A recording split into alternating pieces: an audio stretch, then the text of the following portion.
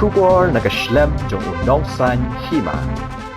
Myntri ke Tnad Bording ke Jela James Sangma hne ke sngi ula Pynshai bat Pynshai Halor bun ki Jingkynthoh bakla bat ki Jingkynthoh ki bami nabun ki nong yalam bat ki nong mi khmat ki balakdau ya ke Jingduna bat wanra ya ke Jingkynthoh bahar rukam habakran shakilat pathai kubor hayojana bhawan Myntri ke Tnad Bording James Sangma ulaong bahabai dai ber ke Jingke hapo ke Tnad Bording na kaliang ke junghu kum Myntri bat ki officer ke Tnad MEECL ki snautu ya ki Jingke ba ki pajba ki yakendo bat ki hab banmat na ka daw ke Jing penlip kha ya ke Bording bat na kaliang ke junghu kum Myntri wat ki lat ki lenti ban penbek ya ke Jingke ka ba ke Tnad ka ha ban kit na ki Jingke ki ba ka hiar pateng na ki sorkar ki balalej habaya dei bat ke Tnad Bording Shu ula ongru ba kwa ban penksan yeladi hanrai ban yeng halaki jongki kijat baskem ban Pynshai ban pashat jingmut halor bun ki Jingke ki ba lakadum yak MEECL labun snem bat ban kular syaki pajba kajela bakin yele kerbala ban wanra yak ki kendon traikam ban yo yak ki jingjap ha bayade ber ki jing traikam jong ke Tnad Bording hapo kajela. There have been a lot of talk in the media about the way that there is a crisis taking place in the power department, in the sector of power for the state, and I felt it that there is a need to clarify on these very subjects, which is very unfortunate because a lot of misinformation is being spread all over the place, and it is required that we clear the air about all the misconceptions that may be there pertaining to the power sector. Namely, I want to start off with the issue of load shedding. There is a lot of talk going on that load shedding is unprecedented. I want to make it very, very clear that load shedding is something which is not new to the state of Meghalaya. Load shedding has been going on for a very, very long time. The only difference between load shedding in the past and load shedding of now is that the reason for load shedding in the past used to be a deficit in our power, and the reason for load shedding now is because there is a lot of regulation that is being imposed upon us by power generating companies like NEEPCO, PGC, or NTPC, and transmission companies like the PGCIL. So this is something we understand that because of COVID, many of these generating companies, central power generating companies, are also facing acute distress. And they also must be feeling that there is no way out but to go ahead and regulate states like Meghalaya and recover whatever dues they can by way of regulation.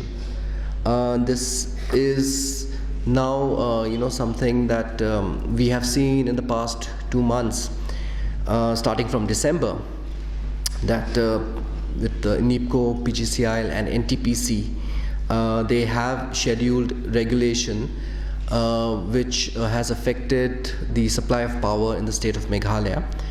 But fortunately, we were able to address all such issues, and we were able to make sure that the regulation comes to an end, and we have been able to restore power supply.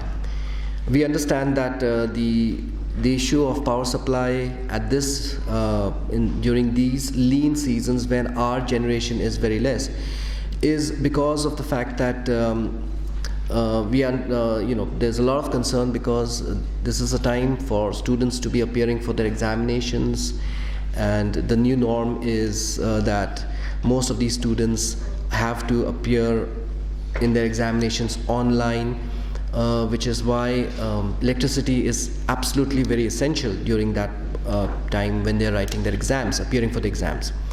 Apart from that, yes, electricity is an essential service and it is required 24/7. So because of these kind of timing where these regulations have come forward, it's been very, very challenging for the power department, but we have been able to resolve these issues with the kind of support that we have got from the state government, and we've been able to make sure that such regulation or load shedding does not continue for more than 3 to 4 days. As I was saying, regulation is something that is not new to the state of Meghalaya. Regulation has been going on for many, many years. This is something, not regulation, load shedding, I'm sorry. But what we need to also see is that today when PGCIL, NEEPCO, NTPC, they are regulating our power, that is the reason for this is that there are huge outstanding dues for which NEEPCO and other power generating stations, NTPC, they have, because of their crisis, their financial stress that they're facing, they have been putting up these kind of things, regulations. And today, these dues, if you look at it, are something that have accumulated through so many years.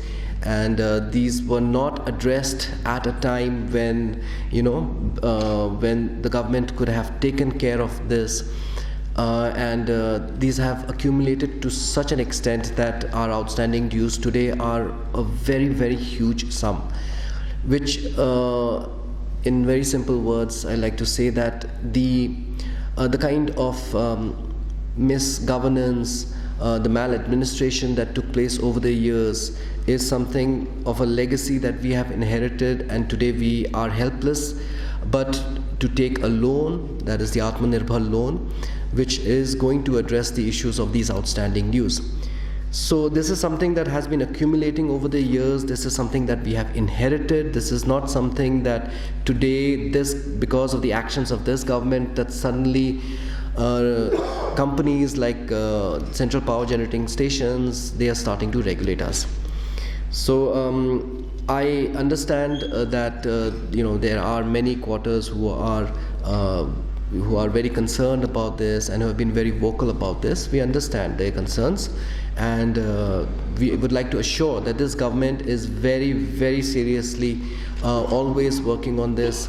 We have been trying to ensure that electricity being such an essential service, we bring down the amount of load shedding in the state, and that is why over the past few months, apart from this regulation, we have been able to avoid load shedding during even the lean seasons where we have less rainfall.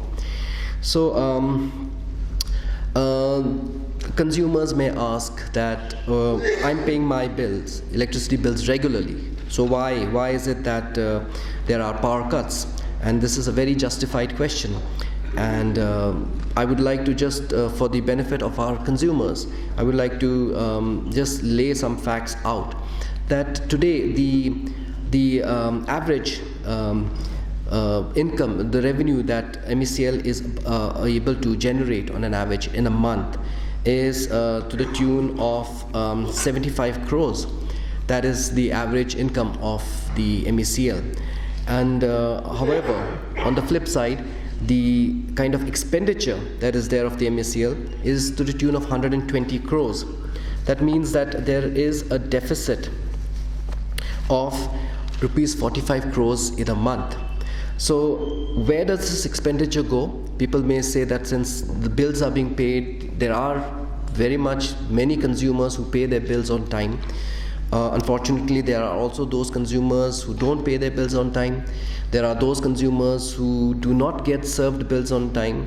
But anyway, apart from all this, the expenditure of the MECL is not just towards the power purchase dues that are there.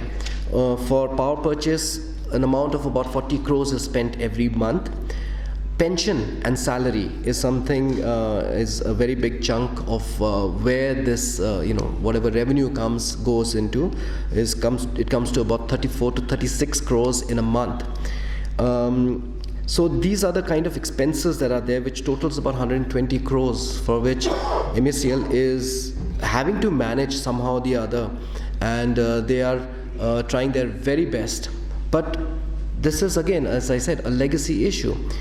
So why is it that today, despite consumers who are there, who are good consumers, who are paying, why is it that today MECL is in such a bad financial soup? There are many reasons, and I have spelled this out even in the assembly session. And one of the biggest reasons for this is because of power purchase agreements that the government of the past has signed without reading on the fine dotted lines, which has resulted in a PPA, power purchase agreement like NTPC, for which today we are having to bear that burden. It is also because the government during the time of unbundling in the year 2010 made a commitment to the MECL that you are going for unbundling terminal benefits, that is pension, leave encashment, gratuity, all these kind of things are there, which would be taken care of by the government, and the government of that time committed to paying 844 crores over a period of time, for which they would be able to take care of their terminal benefits. But unfortunately, not a single penny was paid out of that. And today, when we total up the amount of terminal liabilities, that is, again, the pension, the leave encashment, the lump sum, all these things have come to a total of 712 crores. 712 crores have been paid from 2010 till February 2021. So this is a very, very big figure which has come from the reserves and the revenue of the MECL. Unfortunately, this has happened. If the government had kept to its commitment of paying that 844 crores, then MECL would not have had to shell out 712.81 lakhs, 712 crores and 81 lakhs from their own resources to pay towards terminal benefits. So this has really, really affected the financial health of the MECL. And I'm really very sympathetic to the plight of the MECL today, because they have such kind of huge expenditure, 120 crores in a month. How are they going to manage this? And this is the reason why today, despite these kind of challenges, MECL but still is managing somehow or the other. So there are many other issues that the public is very, very keen to know about, and namely it was more importantly about load shedding. So load shedding is something, as I had just explained, the reason for which MECL has to go in for load shedding is because of power regulation by these companies, and these companies' outstanding dues is not something of today. These outstanding dues have been for the past so many years. Apart from that, there are consumers who pay their bills on time, and we are very keen on making sure that such kind of consumers do not have to face any more problems in the future. And that is why we are bringing in interventions which will bring about very individualized sort of service to these consumers. Those consumers who are very punctual and regular in their payments, we will ensure that uninterrupted power supply is given to them. And they do not have to suffer for the fault of other consumers who may not be paying on time. So these are the kind of interventions that we are bringing in. The Government of India, Ministry of Power, has appreciated our efforts in this regard, and in fact the Government of India, Ministry of Power, has made it very, very clear that henceforth any kind of centrally sponsored scheme that they will be giving to any of our states will be on the basis of reforms.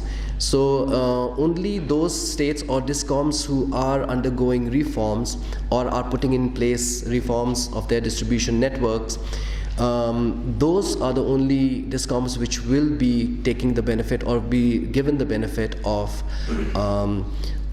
centrally sponsored schemes.